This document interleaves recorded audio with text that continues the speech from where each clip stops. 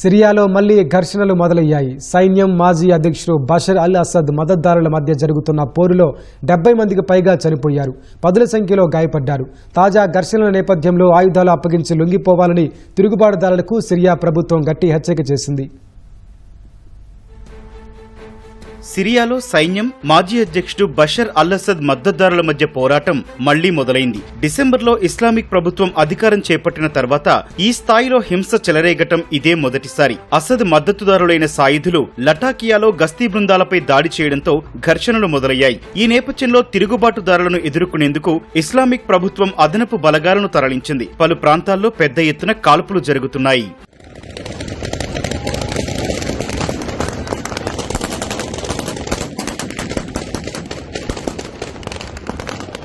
Syrian సైన్యం, అసద్ మద్దతుదారుల మధ్య పోరాటంలో 70 మందికి పైగా మరణించినట్లు బ్రిటన్కు చెందిన సిరియన్ యుద్ధ పర్యవేక్షణ బృందం తెలిపింది. మృతుల్లో 35 మంది సైనికులు, 32 మంది అసద్ వర్గీయులు, మరో 4 పౌరులు ఉన్నట్లు పేర్కొంది. పదుల సంఖ్యలో గాయపడినట్లు మానవ హక్కుల బృందం ప్రకటించింది. మాజీ అధ్యక్షుడు అసద్ మద్దతుదారులైన సాయుధులు సైనికులతో పాటు తనిఖీ కేంద్రాలు, ప్రధాన కార్యాలయాలపై దాడులకు దిగినట్లు తెలిపింది. ఈ ఘర్షణల నేపథ్యంలో ఓడరేవు నగరాలైన లటాకియా, టార్టస్ లో కర్ఫ్యూ విధించారు.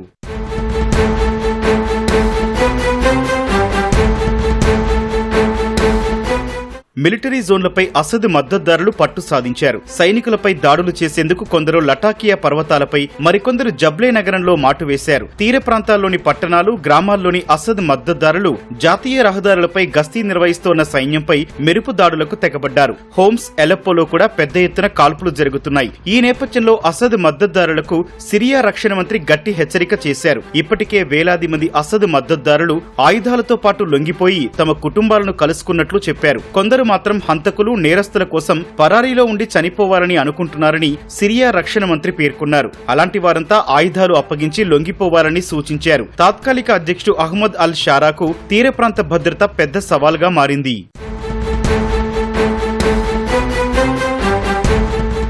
సిరియా తీర ప్రాంతాల్లో అలవైట్ మైనార్టీల ప్రాబల్యం ఎక్కువగా ఉంటుంది. ఆ వర్గానికి చెందిన మాజీ అధ్యక్షుడు అసద్ కుటుంబానికి ఆయా ప్రాంతాల్లో గట్టి పట్టు ఉంది. మాజీ అధ్యక్షుడు అసద్ గద్దె దిగిన తర్వాత తమపై, ముఖ్యంగా హోమ్స్, లటాకియా ప్రాంతాల్లో దాడులు జరుగుతున్నట్లు అలవైట్ వర్గం ఆరోపిస్తోంది.